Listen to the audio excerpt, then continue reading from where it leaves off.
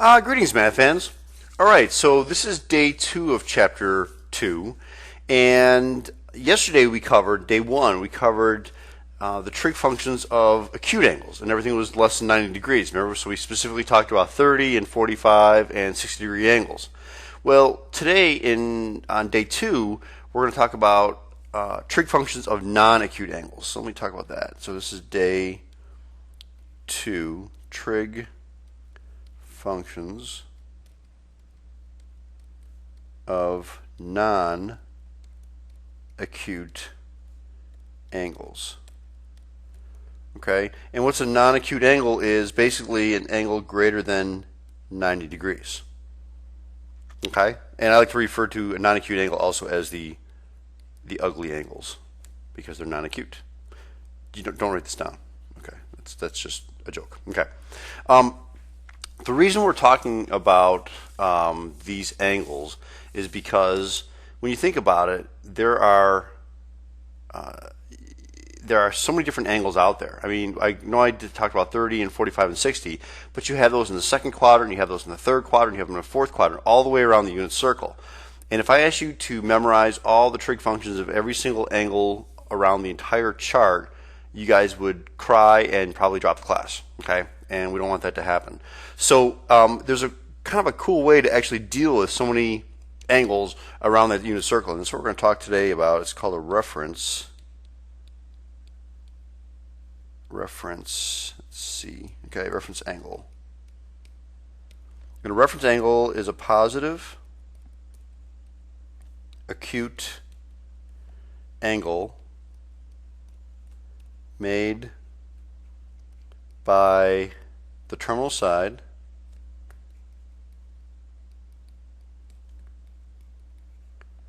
of an angle and the x-axis.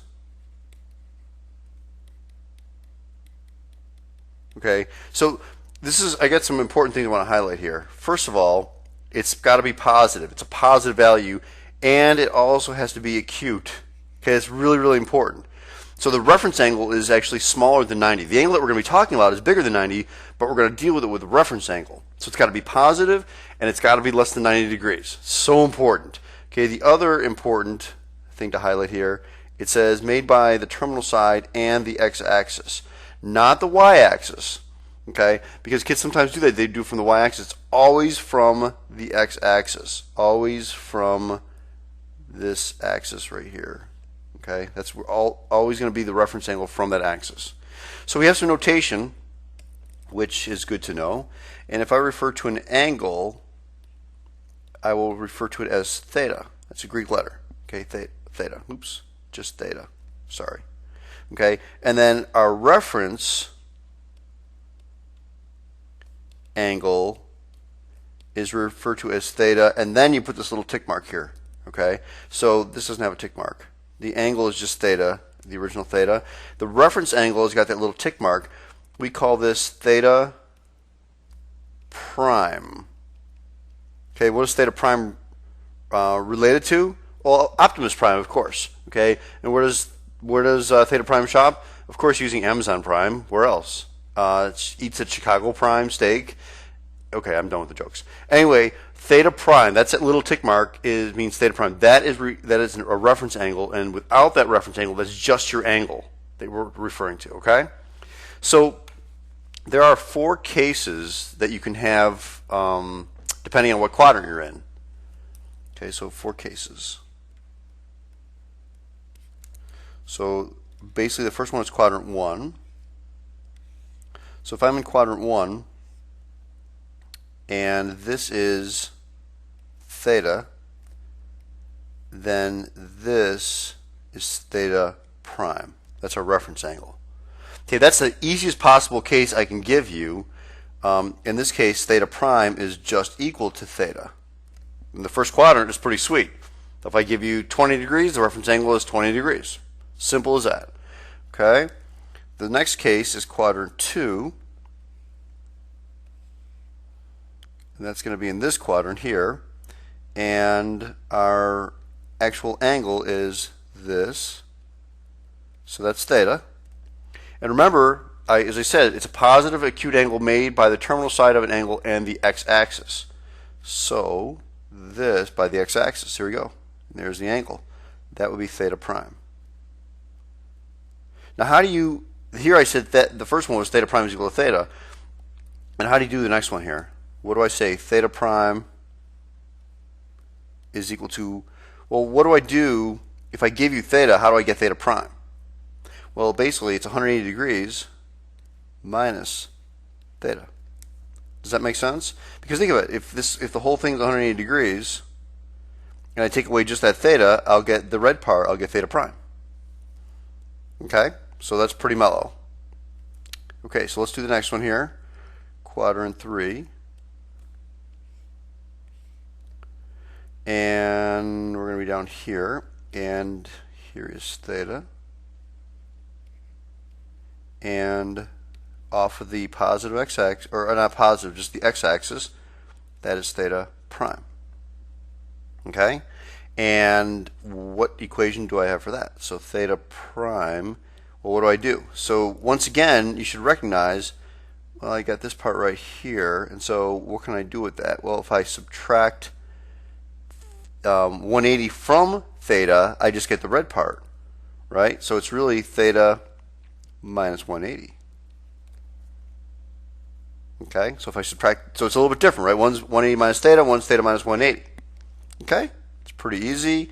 And then our last case, quadrant 4, is down here. Okay, and so here's our theta going all the way around. That's theta. And then remember I told you it's from the x-axis, so here's theta prime. Okay, and then what do I do for that equation? Well, theta prime equals, now some people want to say, oh, do something with 270 degrees. Remember I told you it's never from the y-axis. And 270 degrees and 90 degrees are both y-axis angles. Okay, so it's either something with either 180 or what, 360 going all the way around. In fact, what do? Well, if I took the whole thing, so do you guys agree if I took this whole thing here and I subtracted, if I took, so basically 360 degrees minus that theta will just give me that little red part, little theta prime. So that's exactly what I'm going to do. I'm going to say 360 minus theta minus theta. Okay, and that will give me that little red part, the theta prime. So there are 4 possibilities. The first one being the easiest, and the other 2 just got to deal with it. You're either subtracting it from 180, you're subtracting 180 from it, or you're subtracting it from 360.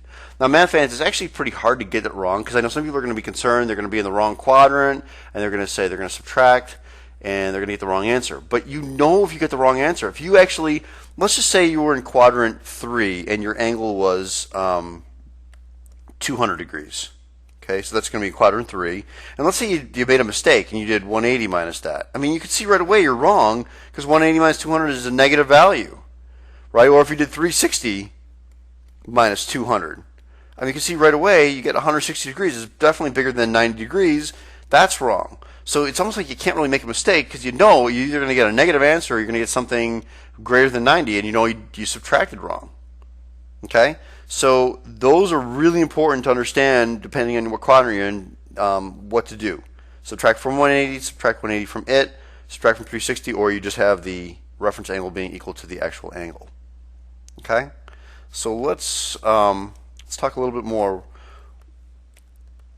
What if theta is greater than or equal to 360 degrees? Or less than 0 degrees. What do? Well, you guys should probably be pretty good at it already right from chapter 1. As you say, well, I could do coterminal. Exactly. I think I heard you say that. Maybe. Okay. So what you want to do is find the smallest positive coterminal angle.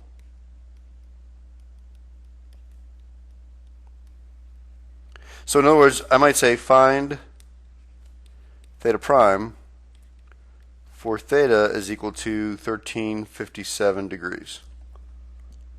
Well, you're subtracting 360s. So kind of a simple way to do it. What if you did 1357 and figured out how many 360s went into it in the first place? Because then you know how many to subtract, right?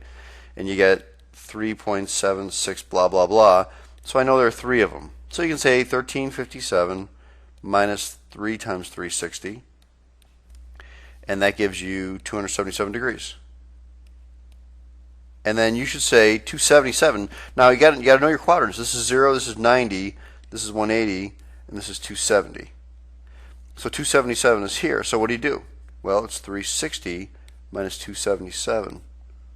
Okay, which gives you 83 degrees. That's theta prime. Okay, remember theta prime is always from the x-axis, and it's always a positive acute angle. Okay, that's pretty reasonable. Let's do another one here. Find theta prime for theta equals negative 510 degrees. Well, you know you have to add how many 360s? You know you're going to have to add 2 of them. Okay, so we're going to go to negative 510 plus 2 360s gives us 210 degrees. And where's that located? You always have to kind of figure out where you're located. Well, you're here, because again, this is 180 degrees, and this is 270, so it's got to be somewhere in the third quadrant. So what do? 210 minus 180 gives you 30 degrees, and that's your reference angle. Okay? And again, remember that theta prime has got to be between 0 and 90 degrees. Okay? And I said if negative theta prime or greater than or equal to 90 degrees, then you use the wrong formula.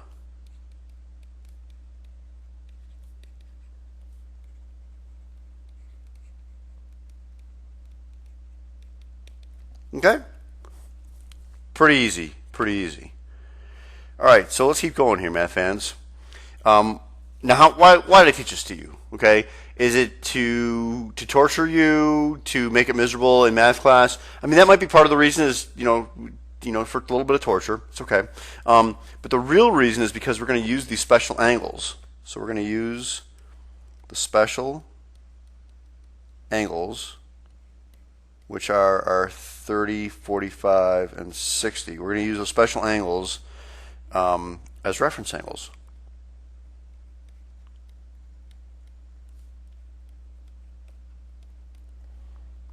Okay? So again, I stress this on day 1. You have to know the angles for sine, cosine, tangent. You have to know those. Okay? If I said sine of 30, okay, you should know it's 1/2. You have to practice it. Either use flashcards, do something. You have to practice that, because if you don't know that, you're going to be in trouble, especially after tomorrow. Tomorrow's actually where it's really going to come in handy. Okay, but even so today. And then, if I say tangent of 30, well, tangent of 30, remember it's a 3-party, so it's root 3 over 3. Okay, and if I ask you for cotangent of 30, I'm really bad at that. I don't know, but I can tell you, tangent of 30 is root 3 over 3, and then if I go to cotangent, it's the reciprocal. So if I flip that over and I rationalize it, I just get root 3. Oh, okay, cool. So cotangent of 30 is just root 3.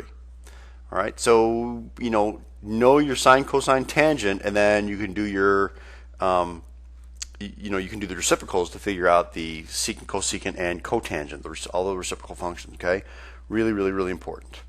All right, so let's do a problem here.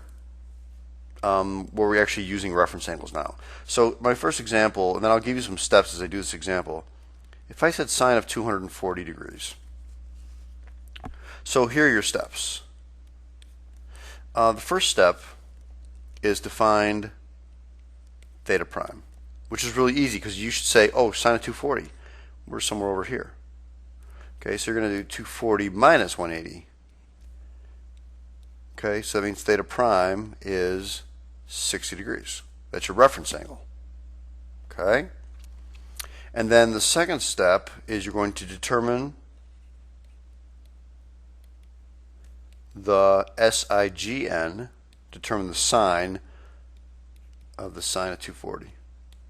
And that's using all students take calculus.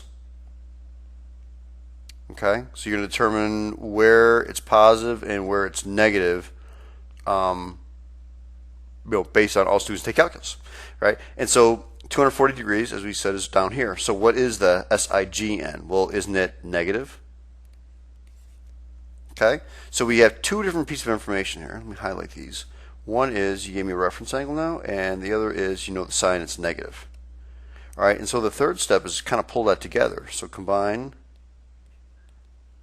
steps 1 and 2. So I'm going to say keep that negative here. Watch this. The negative goes here, and negative sign, and that 60 goes right here. So basically, I would combine 1 and 2 for a new problem. My new problem is, what is the negative sine of 60? Well, we learned sine of 60 yesterday. If you can remember, sine of 60 is root 3 over 2. So this is from day 1. And then the negative goes in front of it, and that's my answer. So the answer to sine of 240 is negative root 3 over 2. Okay? It really isn't bad. So we're going to do a few more examples here, so don't panic. But basically, again, you're finding the reference angle, you're determining the SIGN, you're putting them together, and then you're actually figuring out what the sine of that reference angle is, and then putting the sine SIGN in front of it. Okay? So let's try another one here. How about the cosine of 315 degrees? Well, again, for step 1, you're going to define theta prime. So, 315 is over here because 270, again, is down here, and this is 360. So theta prime, that means you're going to say 360 minus 315, which is 45 degrees. Okay, and then so that's step 1. Step 2 was find the SIGN. Well, what's cosine in that quadrant? Well, it's positive. So my new problem, my new problem is positive of the cosine. You don't need to really write positive, but I wrote it there. Positive cosine of 45 degrees. And again, we learned cosine of 45 yesterday was root 2 over 2, which again you need to know, and it's positive. So the answer to this problem is positive root 2 over 2. Okay? Got 3 more examples to do with you, because now what I want to do is I want to do a reciprocal function. So let's do that, and I'll show you how easy that is, because it really isn't that bad at all. I do cotangent of 150 degrees. Okay, so first thing, reference angle. Well, isn't that up here? Because it's 180 degrees. So 150, so you're going to say 180 minus 150, which is 30 degrees. That's my reference angle. That's cool. Cotangent. Well, first of all, don't look at the chart for that. Cotangent goes with tangent. So tangent is positive in the first and third and negative in the second and fourth. So it's negative here for cotangent or for tangent. So my new problem, so let's write negative. My new problem is negative cotangent of 30 degrees. So again, I don't know cotangent very well, but I'm pretty good with tangent because I know tangent of 30, it's a 3-party, so it's root 3 over 3. If I flip that over, I just get root 3. So my answer to this whole problem is negative root 3. Okay? Let's keep going here. How about the secant of 225 degrees? Okay, so again, my reference angle is, well, first of all, where am I located? I'm located, 225 is about here. So it's going to be 225 minus 180. So my reference angle is 45 degrees. Cool. And what secant goes with cosine? Cosine in this quadrant is what? Negative. So I get negative, my new problem is negative secant of 45 degrees. And what's the secant of 45? Don't know it. What's cosine of 45? Because that's reciprocal. Cosine of 45 is root 2 over 2. If you flip that, again, you get good at it, but you flip it and you just get root 2. So my answer to this whole problem comes out to be negative root 2. Okay. And last example, cosecant of negative 960 degrees. So you can't do that the way it is now. It's negative. It's a big number. So what we're going to do is we're going to add. We're going to do coterminal. Add 3 360s. Because 2 of them gives us 720. We got to add one more. So if you do that, you get cosecant 120 degrees. That's my new problem. Okay, so cosecant of 120. 120 is about right there. So we're going to do 180 minus 120, which is 60. That's my reference angle. And cosecant goes with sine. And what's sine there? It's positive. So my problem is positive cosecant of 60 degrees. So again, I'm not good with cosecant, but I'm good with sine. Sine of 60 degrees is root 3 over 2. If I take the reciprocal of that, again, you're going to get good at it. But if I take the reciprocal, I get 2 root 3 over 3. So the cosecant of 60 is 2 root 3 over 3. And it's positive, so that is my final answer for the whole problem. Okay? So anyway, that's it, math fans. So you have to know your basic angles, your 30 and 45 and 60 for at least sine, cosine, and tangent, and then you can do reciprocals easily. But basically, it's just a couple of steps. It's basically finding where you're located to find the reference angle, and then you figure out the SIGN, and then you have to actually know the different angles of sine, cosine, and tangent, figure them out. Maybe it's a reciprocal angle. But it takes a lot of practice, and like I said, it's not a bad idea to actually use some flashcards and and try to figure out how to do these kind of problems. But it really isn't that bad at all. So I want to give you a little advice before I let you go here about part of your homework is filling out a chart with sines and cosine and tangent of all the different angles all the way around. And as opposed to being like a big chore, I want you to kind of look for a pattern. You guys already know. I'm just going to list a couple of them. At 0, you have 0, this is degrees, 0, 30 degrees, 45, 60, 90. The next one's 120, 135, 150, 180, 210, 225, 240, 270, 300, 315, 330, our favorite time of the day, and 36 back to 360. Okay, and if you're doing sine, you'll notice we did this already yesterday as far as the 0, right? This is going to be 0, 1/2 root 2 over 2, root 3 over 2, and 1. And what happens is, think about the reference angle. See how this one's 30 degrees? Well, the reference angle, that would be 150, because 180 minus 150 is 30. So this is 1/2 here. And 135, the reference angle is 45. The beauty is whenever you see a 45, math fans, a 5, the reference angle is going to be 45 degrees. It's like nice common sense. Okay, so that means this is going to be root 2 over 2. And 180 minus 120 is 60, so this is going to be root 3 over 2. Well, look at the pattern. It kind of goes up. It goes from 0 to 1/2 to root 2 over 2, root 3 over 2, and up to 1, and then back down again. Root 3 over 2, root 2 over 2, 1/2, and then 0. And then if you keep going to 210, it goes, now we're in the the third quadrant, and it's going to just go negative 1/2, negative root 2 over 2, negative root 3 over 2, negative 1, and back down again, negative root 3 over 2, negative root 2 over 2, negative 1/2, and back to 0, which it should be 0 because that is the same thing as that, just coterminal. Okay, so you're going to see a pattern. The reference angles give you a pattern, and you just have to switch signs based on if you're sine or cosine or tangent. Okay, like again, if I did tangent would be, so this is for sine. I'll put that in red, and then I'll do this in blue for tangent. Tangent's going to be tangent 0, 0. 30, it's a 3-party. 45 is a really nice one. That's just 1. And then 60 is not a 3-party, so it's just root 3. And this is undefined. And you'll notice it's going to be the same thing. The reference angle is 120, but now it's negative root 3. Negative 1, negative root 3 over 2, and 0. Okay, and then again, the pattern now, it's going to be positive root 3 over 2 because we're in the third quadrant. Positive 1, positive, should be root 3 over 3, not over 2. over 3 here. And then 240, this is 240 here. Okay, that's going to be root 3. And then we get tangent 270, undefined. And then now it's back to negative again, so it's negative root 3, negative 1, and negative root 3 over 3, and back to 0. Okay, so again, look for the pattern as you're filling this out.